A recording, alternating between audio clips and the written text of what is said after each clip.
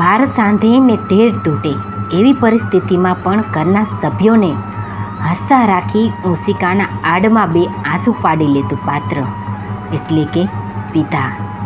સાવ સાચી વાત ને? કોમેન્ટ જરૂર કરજો કે સાચી વાત. માં ભણેલી ગણેલી હોય કે અભણ હોય, પણ આપણે જિંદગીથી હારી જઈએ છીએ ને ત્યારે માં શીખવાડે છે કે જિંદગીમાં આગળ કેમ વધવું. સાવ સાચી વાત ને? ટાણે આવે ને તો જ રૂડું લાગે, પછી એ વરસાદ હોય કે વ્યક્તિ હોય.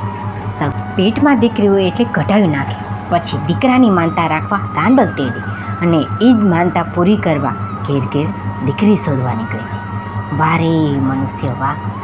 લગ્ન કરતાં પહેલાં એકવાર તમારી દીકરીને પૂછી લેજો કે એને છોકરો ગમે છે કે નહીં.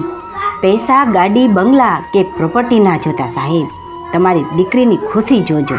લગ્ન કરતાં પહેલાં એકવાર તમારી દીકરીને પૂછી લેજો એનું મન છે કે નહીં, છોકરો ગમે છે કે નહીં. કારણ કે મિલકત આજે છે તો કાલે કદાચ નહીં પણ હોય, પણ વ્યક્તિ જોઈને પરણાવેલી દીકરી રડતી પાછી ક્યારે નહીં આવે. સમજજો.